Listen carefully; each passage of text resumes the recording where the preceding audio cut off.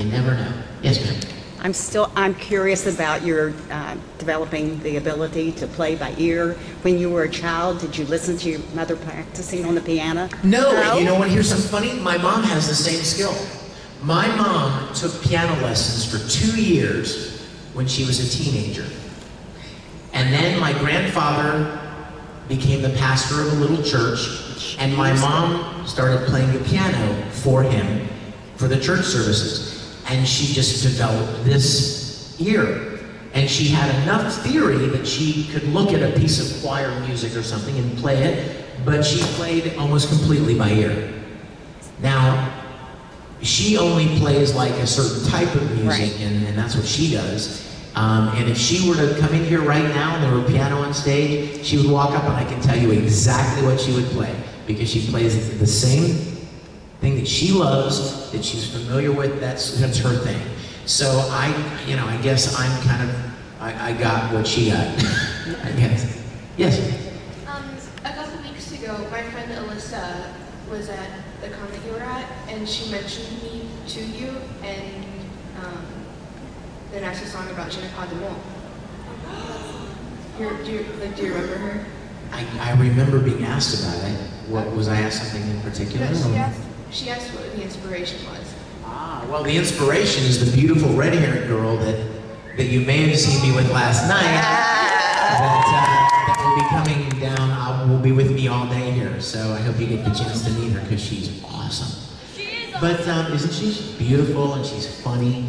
She'll be at the other sessions. I hope you guys will all be at my Q&A. This is not a Q&A. I've got some stuff to show you. I've got some fun stuff. Is it in this room? Okay, yeah, at noon. So you guys come back and bring more peoples. All right?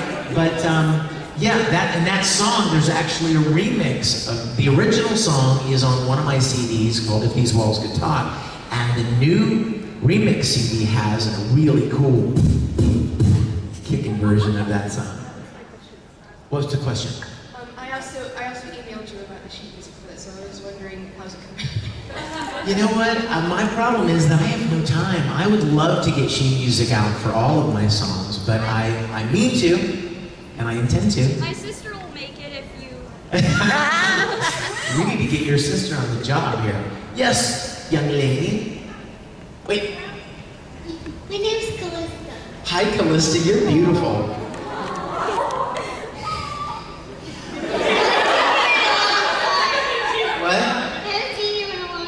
You haven't? When was the last time I saw you? When my mom was here. Ohio? Like 2 years ago? Oh, give me a hug. You're so sweet. Do you have a question for me? Yeah.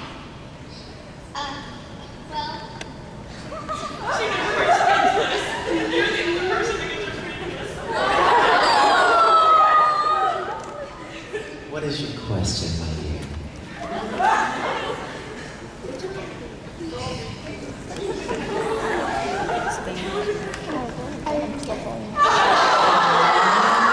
Well, will you make me a promise?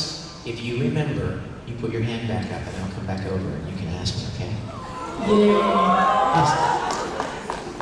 I'm really good at drawing. I mean, everyone says I'm really good at drawing, but they're always suggesting for me to take like art lessons to get better. But I kind of want to sound like, am I doing check? Well, here's the answer to that, just like music. If you're not going to take specific lessons to develop a skill, be aware that you may be limiting yourself. Be aware that you may not learn certain things that would help you. Do you understand what I'm saying? Like in my case, if I decide not to take piano lessons when I'm 17 or 18 and I find out that I have kind of a natural skill right toward the piano, but if I decide not to take piano lessons because I just kind of want to do whatever comes naturally, I must be ready to accept what opportunities I will never have because I didn't take lessons. For instance, I've been asked 1,000 times to play for people's weddings. Will you play for my wedding? Will you play and sing for my wedding? Well, I'll sing. What do you want me to play? Well, I've got this Rachmaninoff piece, and we'll have the sheet music. Nope, I can't do it. Sorry, can't do it. When I decided not to learn to play like that when I was young, that was something that I gave up. Now sure, I could probably learn now, but I don't have time and I really don't want to. I like what I do with the piano and what I do with writing, and I'm cool with that. But if it is your desire to develop a certain skill, but you don't want to take any specific training or whatever, just be aware, be smart, and mature about the fact that if you don't take specific training, there may be things that you will never integrate into your skill, and it might keep you from certain opportunities. You never know. Yes. Hi.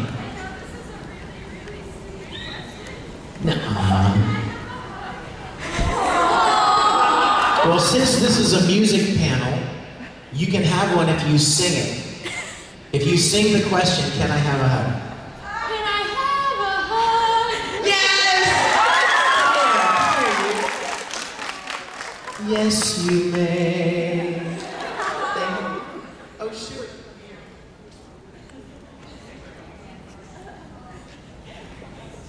You're welcome. Question. Yes, ma'am. I feel like I'm Phil Donnie.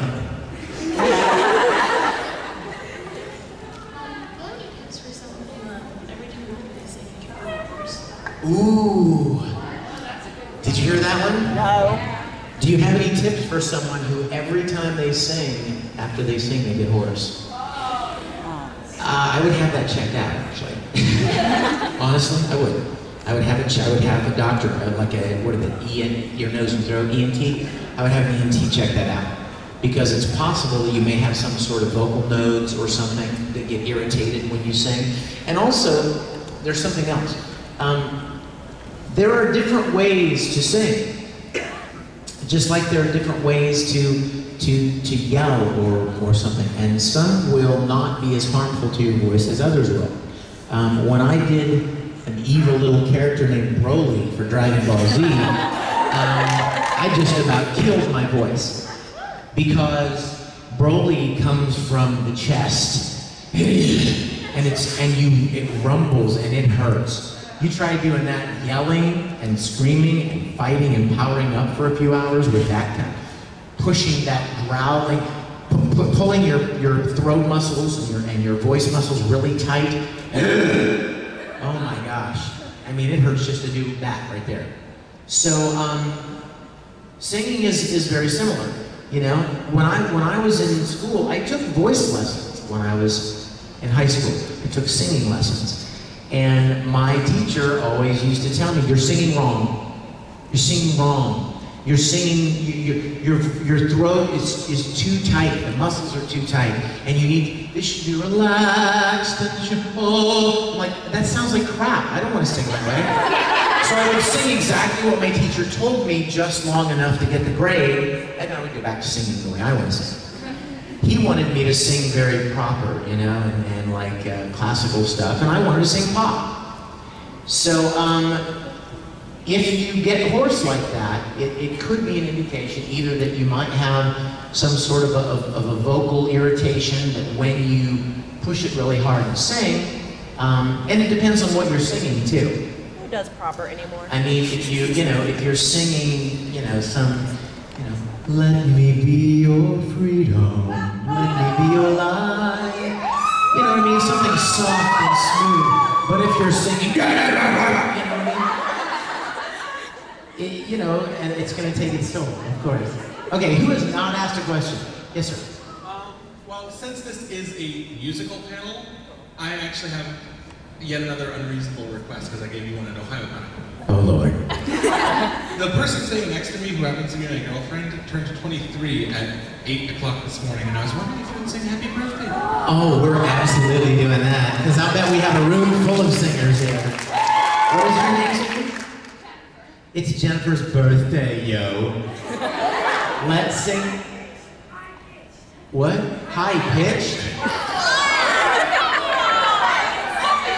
He's like, no, please use a voice that doesn't kill the dogs in the area.